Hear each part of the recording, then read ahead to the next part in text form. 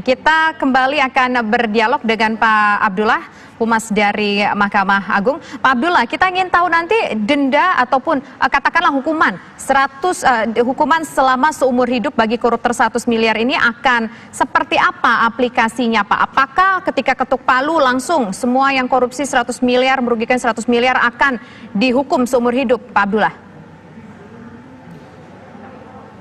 Ya. Terima kasih.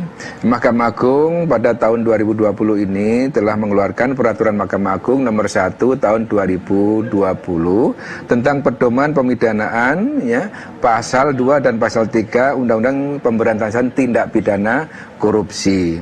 Nah, Peraturan Mahkamah Agung ini sebagai pedoman bagi para hakim dalam mengadili perkara tindak pidana korupsi, ya.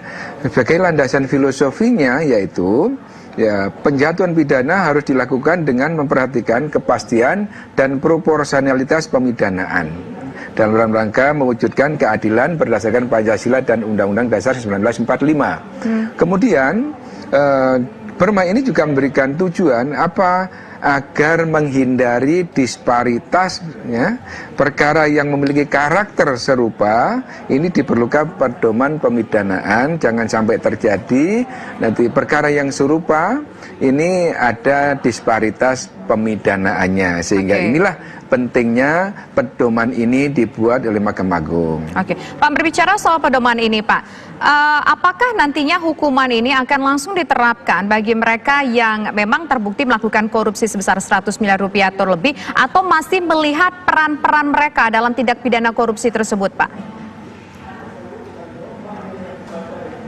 Ya, di dalam pasal 6 ayat 1 itu sudah disebutkan secara jelas bahwa kategori itu di pasal 2 yaitu ada sangat paling berat, sedang dan ringan. Jadi itu sudah ada kategorinya.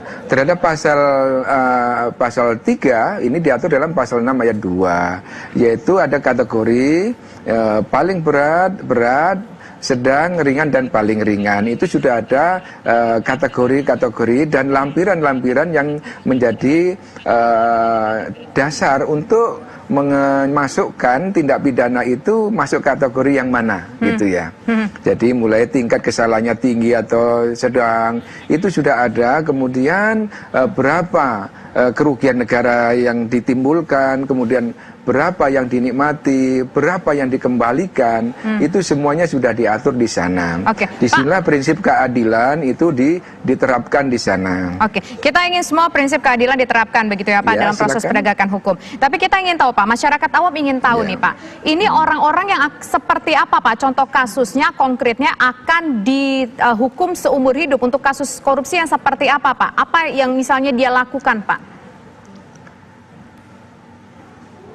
Ya, masalah kasus ini kan semua kasus kasuistis, tidak ada yang sama persis. Makanya itu dikatakan sebagai perkara yang serupa.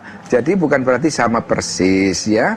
Kemudian perkara apa yang masuk kategori 100 miliar ke atas, ya kita lihat lah dalam pembuktian negara dirugikan berapa secara real, kan gitu ya. Kerugian itu akan masuk di komponen-komponen pertimbangan hakim nantinya. Jadi itu tidak kemudian secara matematik kalau sudah sekian itu pasti sekian. Itu tergantung pada pembuktian dan tetap menghormati prinsip kemandirian hakim. Pak, jadi bisa nggak kita katakan begini, Pak, kalau ada seseorang yang korupsi sebesar 100 miliar rupiah, merugikan negara sebesar juga 100 miliar rupiah, tetapi belum tentu dong berarti dia nanti akan diumur seumur hidup. Artinya bisa seperti itu dong, Pak, logikanya, Pak? Masalah belum tentu, itu kan tergantung hakimnya. Sedangkan hakim sudah diberikan perma sebagai pedoman. Tentunya semua hakim ya akan berpedoman pada peraturan Mahkamah Agung. Dan ini sudah diundangkan pada tanggal 24 Juli kemarin. Baik. Baik. Terima kasih Pak Abdullah atas waktunya bersama kami di program Kabar Petang. Selamat sore. Humas dari Mahkamah Agung. Pemirsa, pakar hukum pidana Tengku Nasrullah mengatakan peraturan Mahkamah Agung nomor 1 tahun 2020 atau Perma tentang hukuman pidana seumur hidup bagi koruptor menjadi kegelisahannya saat ini. Kapasitas saya sebagai akademisi dan pengamat hukum selama ini, sudah lama saya teriak-teriak tentang disparitas rasa keadilan dalam penanganan kasus korupsi. Ada disparitas rasa keadilan waktu dilakukan penyidikan dan penuntutan.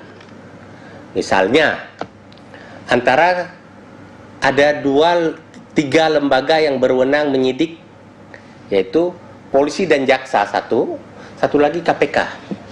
Di situ hukum acaranya sudah menimbulkan disparitas rasa keadilan. Belum lagi kemudian dalam putusan hakim.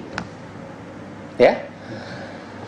Kita lihat kasus yang sama-sama korupsi 100 miliar atau 20 miliar lah kita ini.